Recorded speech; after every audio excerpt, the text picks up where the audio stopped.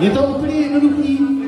Poprosím tě, Lenko, kolik bude tobě za 50 let?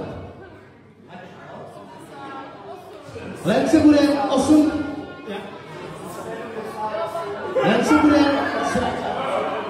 Lence bude 78, prosím, pamatujme si to. Tomáši, tobě bude za 50 let? 79. Seč to byli 78 a 79, kdo mi to spočítá?